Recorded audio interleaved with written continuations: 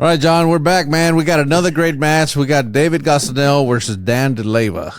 This is a good one. Ooh. Yeah. Now, Dan, like, I've shot with Dan at Southwest, and he's good. I mean, he's good. He's at the V2 finale, right? Yeah.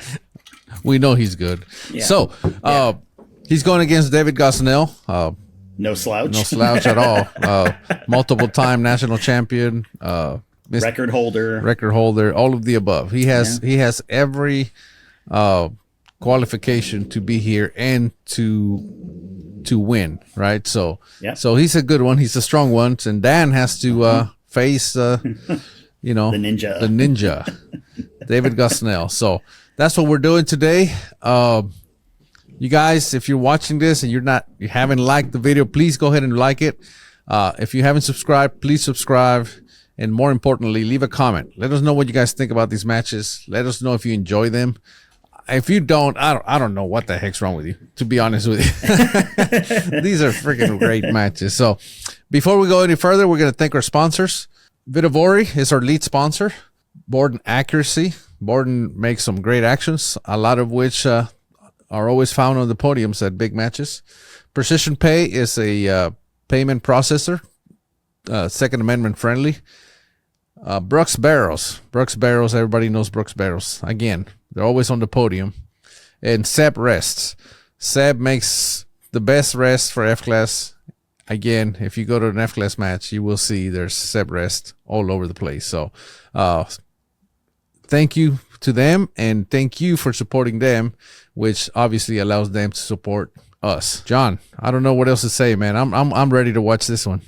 Yeah, it's funny. I think about us doing these matches, and we're always just like, it's always who knows, right? Like, we always go back to the fact that it's the top 32 people in the country. So it's not like, oh, this guy's, just learning how to shoot, or this guy just got a new gun. Like, these are people with tested rifles, tested loads, tested mentality.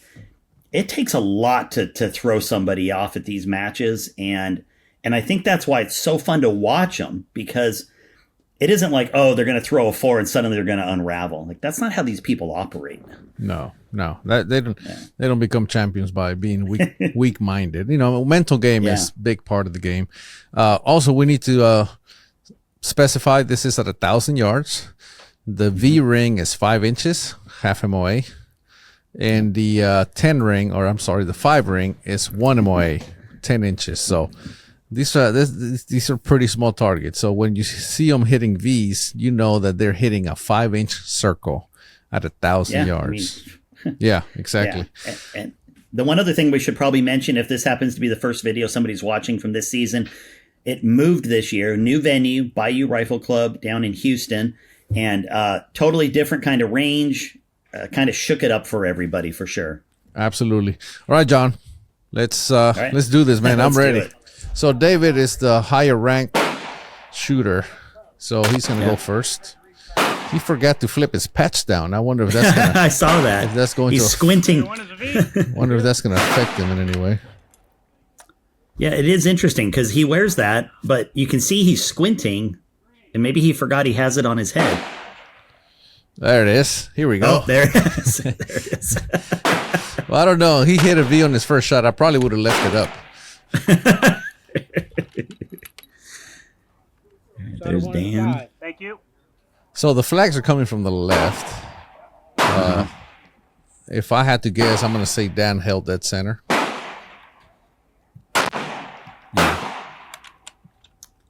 Both are utilizing spotting scopes. You can't necessarily see Gosnell's, but it's off to his right side there. So they're both spotting scope users. So, well, David just threw a big fat 4 out there. Yeah, kind of wasted that V because he can't convert. I mean, he could, but there's no way he's going to. Got our 2 is a 5. No. I like both of those. There's something else people might notice on Dan Dileva's rifle on what's labeled as the left side. You'll notice he's got a clear tube that is actually threaded onto, well, it's glued onto a thing that's threaded onto a scope.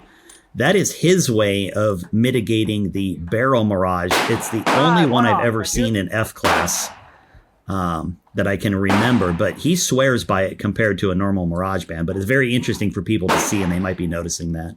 Well, I had one like that, remember? Southwest Nationals. But I just had barrel shades. Remember lens shades? Yours was like 7 shades screwed together. Yeah, so it was the same thing, but mine just looked way too ridiculous. That's a lot of weight, too. Yeah. V, 3 on. Thank you. In the meantime, David is obviously he did not take his sighter, so his first shot for record's a 5. And Dan is 3 shots on, and he's clean. All 3 of his shots have landed to the right side of the target, so he's starting to center up. Yeah.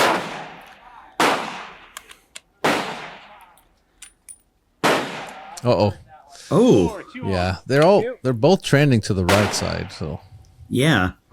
Yeah, so there's something they're not seeing that's kind of adding some value to that.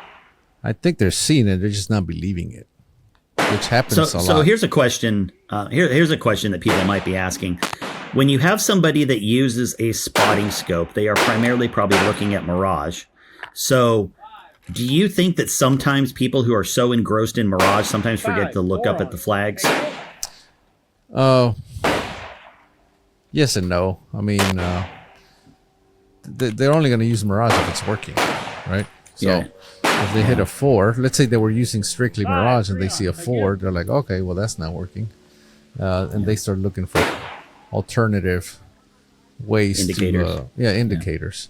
Now, just because you have a spotting scope doesn't mean you look at strictly Mirage. A lot of shooters put it on the flags, and they could be looking at a downrange flag or something. Thank you. They find a flag that they find to be the true indicator, and they'll put the spotting scope right on there, and then use that. So, it's all in how they use it and what they think is valuable information for them to shoot as good as possible. Ooh, David. Ooh.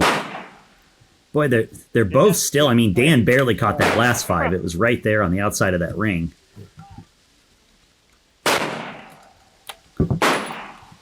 I keep waiting to see something go upwind. Well, that's good. Thank you. Yeah, the flags are starting to flip. Yeah. Look at the left side. Well, now you got left going left and right going. Oh, there it goes. Now it's on the left again. Nope. Tailwind. Yeah, and David, that's why he's hesitating. He sees that. He's shaking his head. He didn't like that shot too much. We'll see where it's going to go. Oh, he caught it. He caught it. 5 on. Thank you.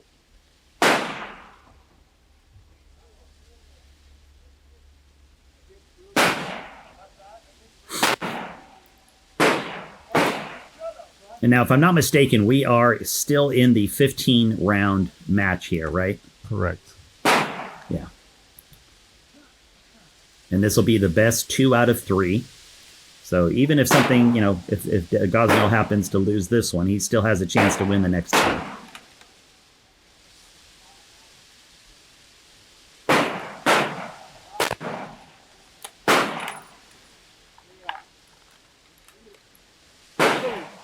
Well, 4, 7 on. Thank you. They're just all going down. They're all going to the right side. Boy.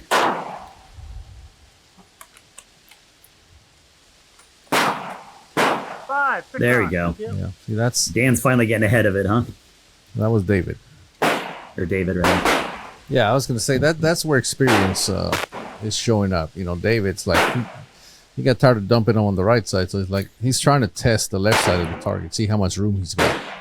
So now I think he's gonna know. Now he knows how much room there is for him to move around, and I think that's gonna help him going forward. Yeah.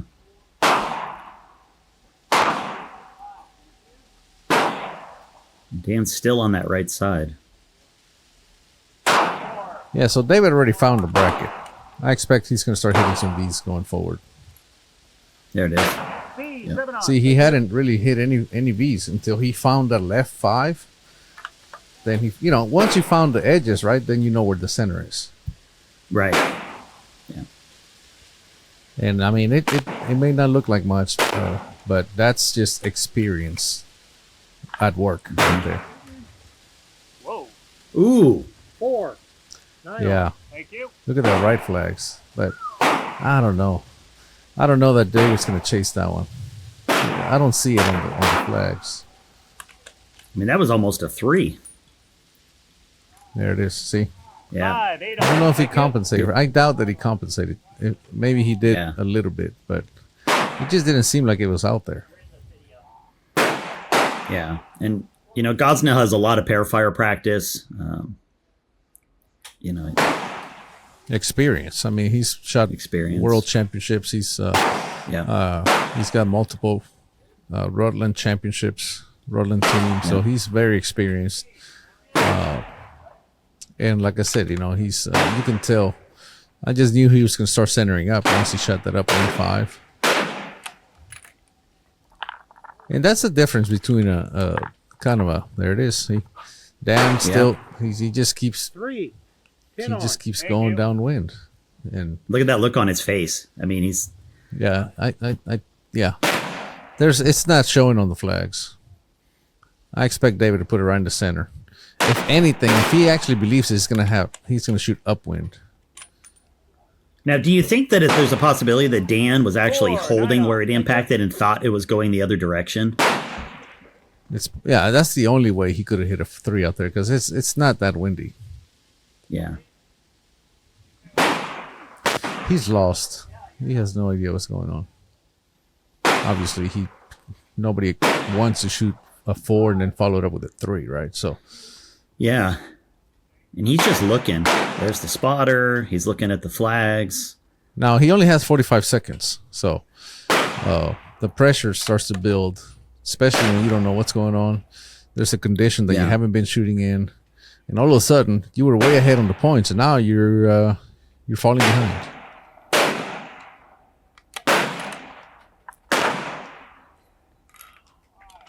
Z 11 on. Yeah. See, so even though he got it, he almost looks like he doesn't believe it.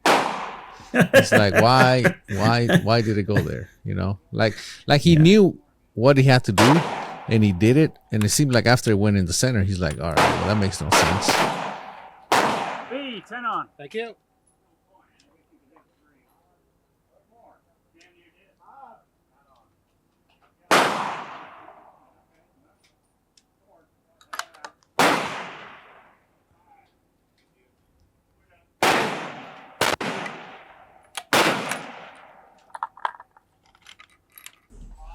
He took a little bit of time there. It paid off. Thank you.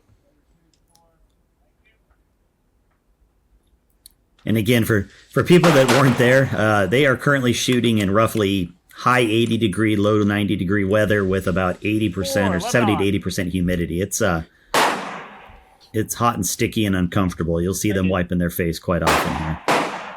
It's just normal Texas weather. Come on. That's what freedom feels like, John. All right. So in the meantime, David just shot a wild 4 up there. And now Dan followed it up. So now notice the flags are coming from the right now. Yeah.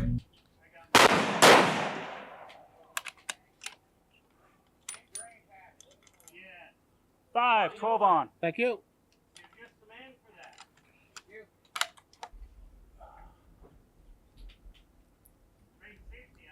Yeah, provided David hits a 5 or a V, he's still up by 1 at this point. 1 point. 5, 14 on. Thank you. That's incredible. I mean, Dan had such a lead, and it's been diminishing. Yeah, I mean, it's amazing what a couple shots can do. 5, 13 on. Thank you. All right. Now, Dan's got his last shot coming up. Obviously, he's looking for a 5 or a V. He just punched that one out there. There wasn't a lot of thought on that one. Yeah. You're all out. Yeah. All right, so now David's got 2 shots to go, and he would have to lose 2 4s in a row. Yeah. Yeah, like Dan must have thought, like, I know he was kind of down a point anyway, but he must have thought, oh, I'm just going to push this one out real quick. I know where I should hold, and it definitely got him. All right, so there it is. Well, Still, David wins. 1 point. It don't take much. Yeah. Yes, sir. Batter up. All right. Second stage of the match. Remember, it's best 2 out of 3. So if David wins this one, the match is over. If Dan wins it, then they have to go to a third match or a third stage of this match. Yeah, and they've waited maybe 10, 15 minutes in between. You got to believe Dan, though. I mean, he kind of left that last stage on a little bit of a shaky shot there. He, it's almost like he's starting over. Sometimes you see somebody, they kind of maybe use their last couple shots if they have to, and they get a kind of a read on something that they weren't trying before. I'll be curious to see where Dan comes out swinging here. Thank you. Sorry. And for those watching, etiquette is the shot is taken when the impact is shown on the screen. The other person in the group is going to say whatever the score is. The person who shot it acknowledges it, and then that begins the 45 seconds that Eric was talking about. Batter 1 is a 4. Thank you. Put it right where David's was, pretty much over there. Yeah, so the flags are coming from the right, and they're holding right, and it seems like they're not doing anything. Still high. 1 on. Thank you. Yeah, I didn't see David click at all on that last one, and he definitely, there it is. He definitely was trending a little high on that last stage, so see if he obviously saw it and came down. So.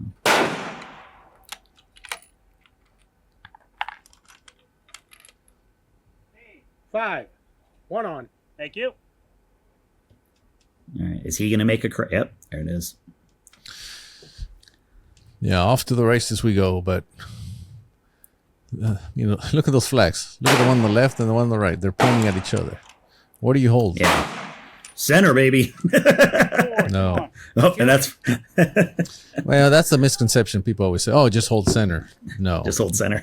So what happens? You ignore those 2 flags, and then you look for others. Now, if you look at those flags where, you can't really, they don't really tell you much. But if you look at the other ones downrange, then they all agree they're going right to left, right? Thank you. So, yeah, don't hold center. I mean, sometimes you have to, but look at everything else. Like if those disagree, just ignore those. Go to the other flags. Now, speaking about the other flags, now they're flipping left to right. Yeah. So I expect the shot to go right or center if they saw it. Caught it.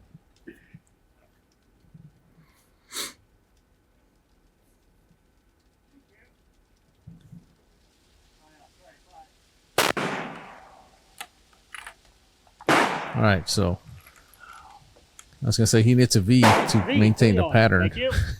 Yeah, on the score. I mean, look at those shots; they're matched up perfectly, like you said. 4s, 5s, 4s, Vs. Right.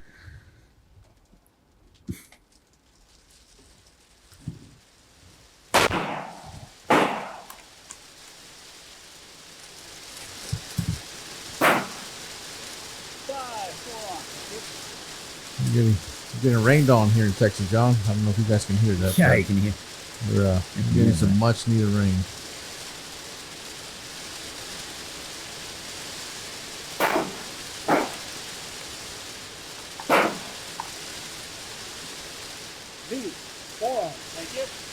There you go. I mean, look at those flags. It's pretty dead. If I were David right now, I was gonna say I would be shooting really fast, and we all know David can shoot fast.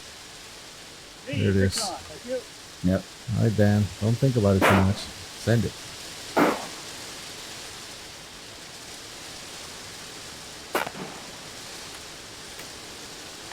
If that's a V, David's going to shoot fast. There it is. It's a V. Go, David. And bang. Yeah, see? Yep. I mean, you got to make hay while the sun is shining. Uh-oh. Yeah. Oh. Look at those flags on the right. If I had to guess, is he moved to the right and it just wasn't there? Or maybe he just gave it too much. That's going to be frustrating for David.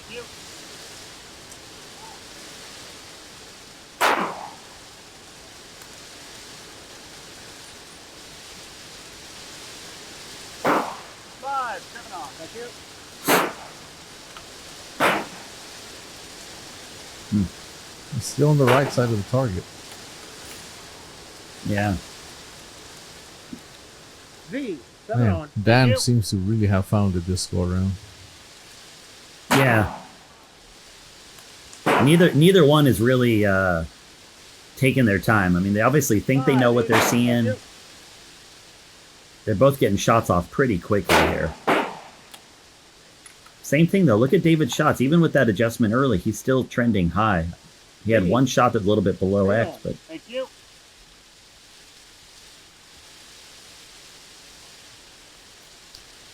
Well, Dan seems to, like I said, have really found the center. He's really finding that B ring.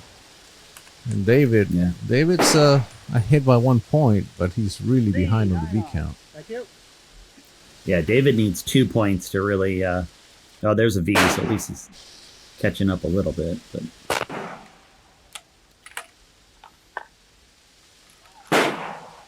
boy, you talk about a pinwheel V there.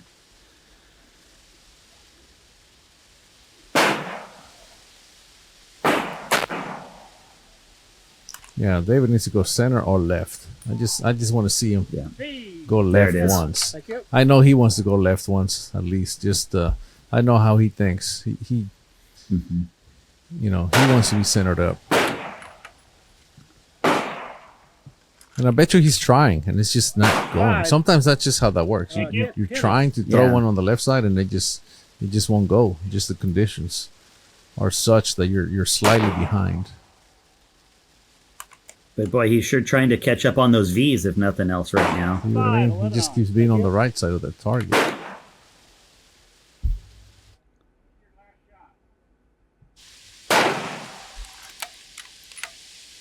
Kind of one of those conditions where, you know, next time if you were going to take a half, take a whole kind of thing, right? Just to get one out there a little bit. Well, the problem is you don't want to take a whole one here. There's not that much. You take a whole ring, now you're in the full ring, like I said. 4, 12 on. Thank you. But again, he just keeps going. He just keeps missing right. Yeah. You know, if he had reached up there and put a quarter minute left, he would be safe and made the exact same win calls. He'd be clean with a lot more V's. You know, of course, hindsight, and we're watching this after the fact. And I'm sure if he saw it, he'd say the same thing. But it's difficult when you're in the moment. Yeah, for sure.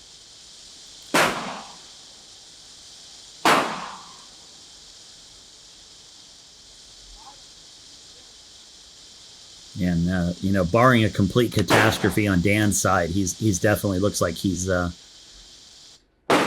least feeling comfortable enough to hopefully run this out and make this a 3-stage match here. Well, he's got 4 shots to go, and it only took him 2 last time to lose the lead. So it's never over until it's over.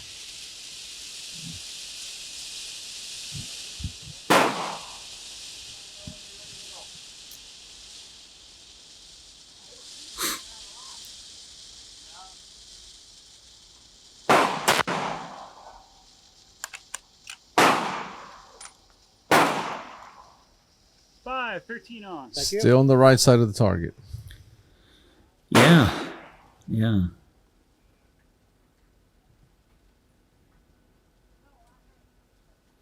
Those flags don't seem like they're doing much.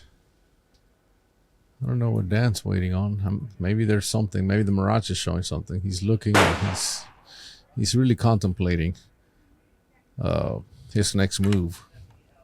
There he goes. Close the bolt.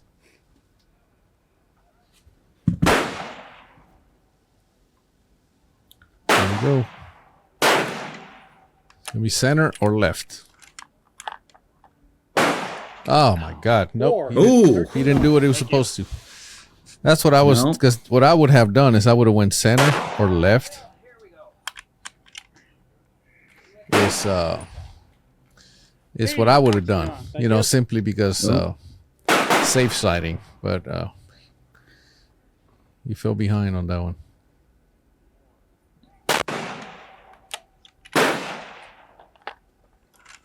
Now let's see here. 5, 14 on. Ooh, just caught that one down there.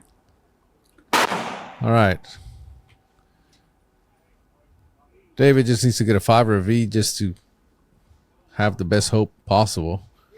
And he needs to hopefully Dan makes a mistake, a big one.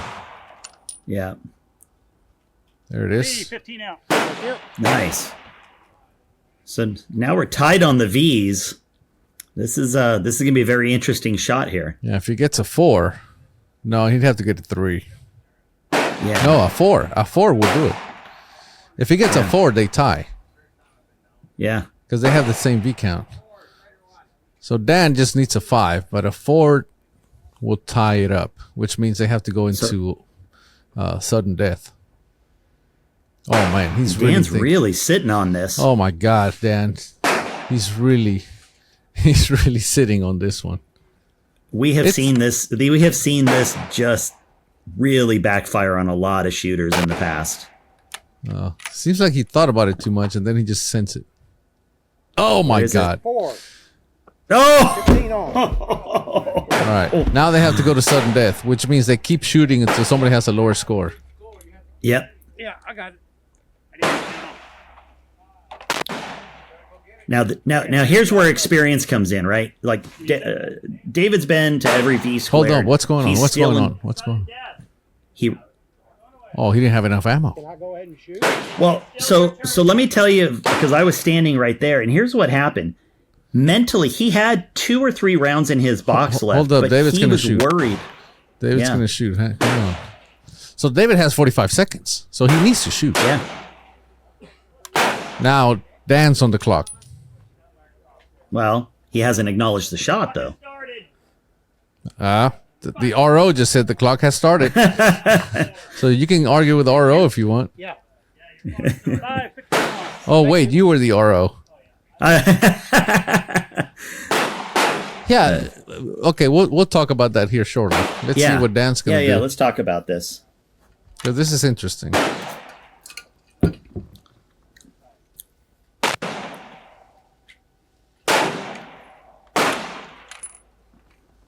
All right. A V and he wins. There it is. V. Oh man. Well done. Ready when you are. You're first. I mean, I was there, and that still surprised me because I forgot about that. All right, so let's talk about what happened there. So yeah. Dan, so they were tied down to the V count.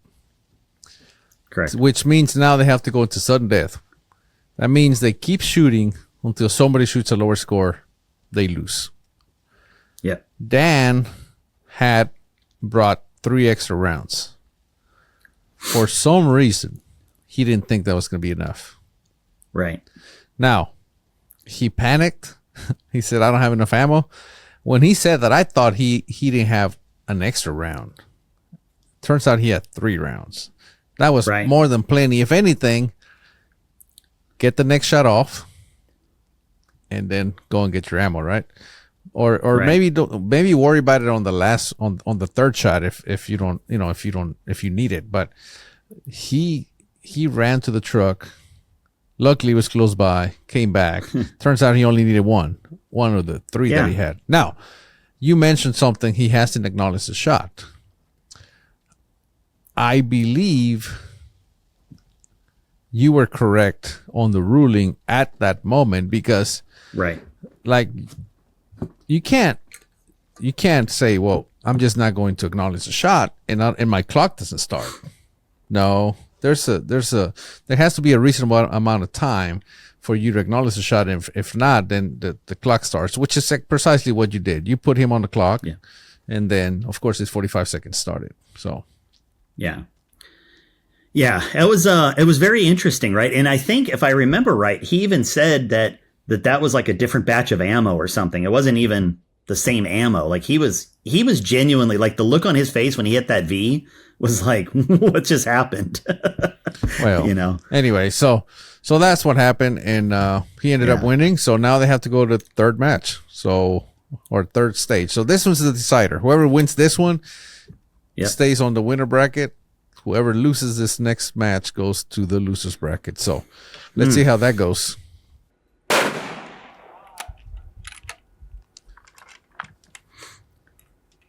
All right, caught a 5. Immediately click down on the scope. He believed it.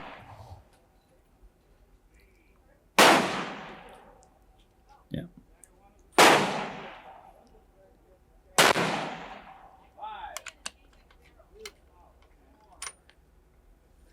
Five, Cider 1. Thank you. Once again, both shooters really trending high in general, like X and above. Well, I mean, it's getting later in the day, right? Yeah. The temperature's going, things are getting hotter. Of course, the rifles are going to start shooting higher. 2 on. Thank you. Yeah.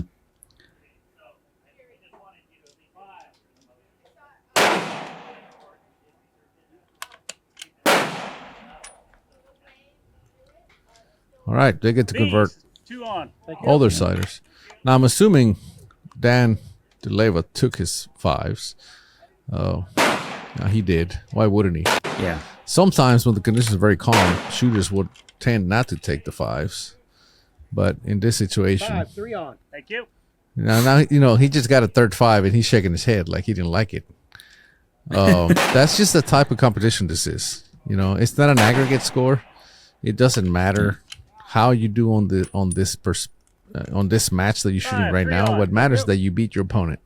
So sometimes you can shoot clean and still lose because your opponent may have a higher V count. Yeah. We've definitely seen that. V, 4 on. Thank you. All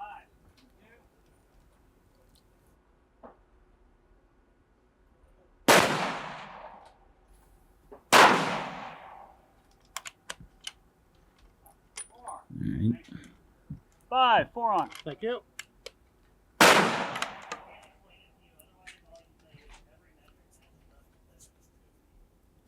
Now, David seems to be hanging a bit low. It seems like he overclicked that scope. Yeah. We'll see if he does something about it. V. Now, Dan's a little low, too. Both of his Vs have been low.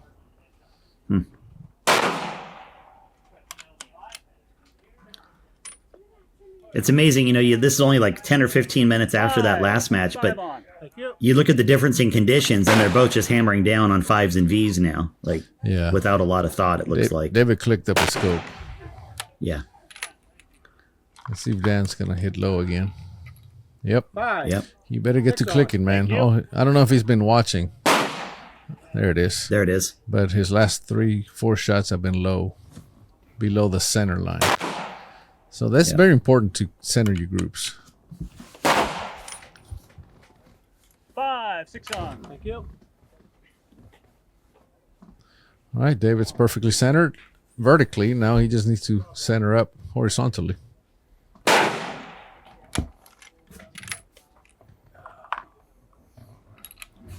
7 on. Thank you. Barely caught it. Take another click there, Dan.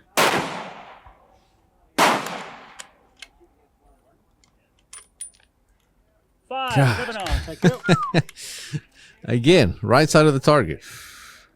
Both of them. Thing is, they're staying in the 5 ring this time. Well, let's see where Dan goes. I hope he moved over. He did. 5, 8 on. Thank you. Still a little low, though. Yeah. It's one of the things people who don't shoot F class or maybe are just getting into it. One of the things that you really don't think about compared to some other disciplines is that you're only seeing your last shot. So it really takes a lot of mental focus to see that trend, right? Like that's something that you and I have worked on a lot. It's something that you're honestly a master at. But mentally, you have to see those trends, and it's really easy to get lost in the last shot and not think about the trends that are happening on target. Yeah, it's real simple for me. I just compare it to center line. Where is it at compared to center? Is it below center, above center, or center?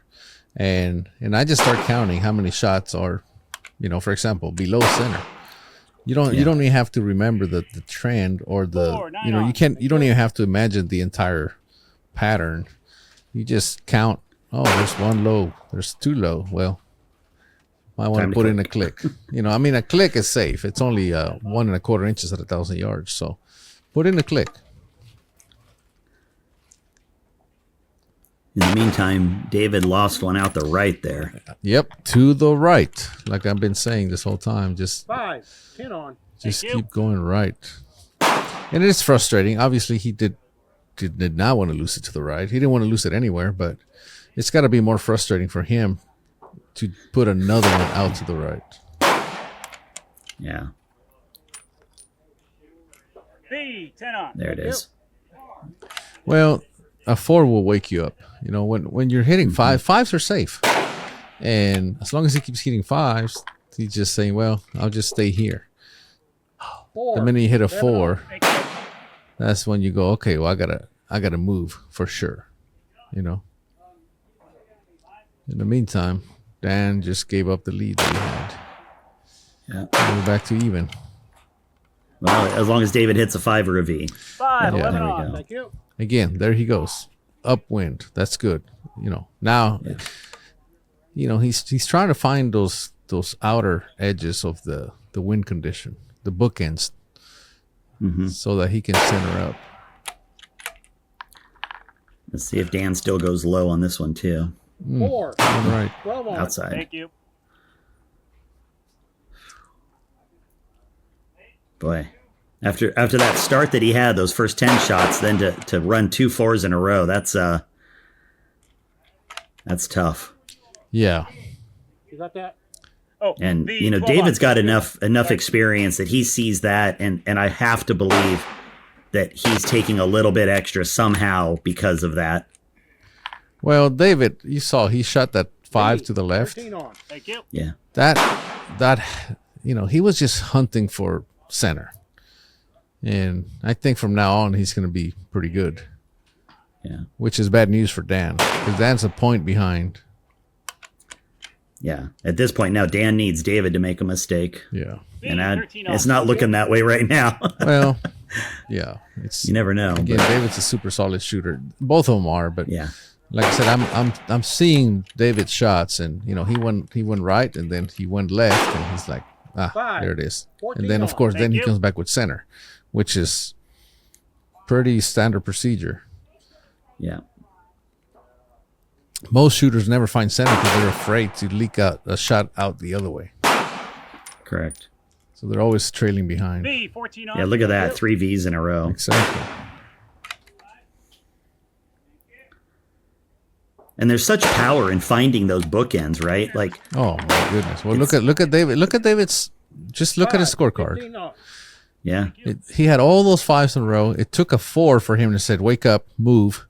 He moved, hit a V, moved some more, hit a 5. He goes, "I know where I'm at now." And now he's been all Vs. Look at that. D, Boom, boom, 15 boom. out. So, in reality, that 4 is the best thing that could have happened to him. So, that's just how it is, man. David's got the experience. Yeah. Dan, he just kept losing them the same way. So, if you think experience doesn't matter, I believe this is a prime example that it does. Yeah. Because, like I said, David, once he lost it that way, he moved over, centered up, moved some more, shot a 5 over here, and he's like, okay, now I know where my bookends are. And then he just V'd out from there. Because once you find the edges, you know where the center is. Yeah. Yeah. It's a real mental thing doing that, and once you get used to doing it, it makes sense. And you kind of like, I still, like, hey, look, I'm human. I still have my moments where I'm afraid to do it. But, David's been around a lot longer than I have. And he knows how to go through that process and how to, find those bookends, faster and more deliberate. And it makes all the difference. I've seen you do it. I've seen other shooters do it. And it is part of F class that you have to learn. And this is, like you said, this is a prime example of experience really gaining an advantage. And by 1 point, right? Like all of that experience got David 1 point. Yeah. And Right. And that's all it took. That's all he needed, right? Yeah. Now, That's it. I've seen mainly the newer shooters. They'll drop 3-4 points downwind because they're afraid to drop one upwind. If you drop one downwind, you better make a big move to either center up or shoot another one upwind. And that's going to minimize your loss because now you know where you're at, right? But I've seen it happen over and over. They'll shoot at 9 downwind, and then they'll shoot another one and another one. Why? Because they're moving, but they're moving very small amounts, and the wind's picking up by the same amount. And then they go, "Well, I got behind the wind." Yes, get in front of it. ASAP. Yeah, I remember. That was one of the first things that you taught me is. Quit shooting. But I remember that was one of the first things you taught me was you said, if you're okay, like if you're going to keep shooting, you're obviously okay with losing a 9 downwind, right? Like it sounds sarcastic, but it's the truth, right? Like, and you told me if you're okay losing 1 downwind, why aren't you okay losing 1 upwind? And I went, yeah, that makes sense.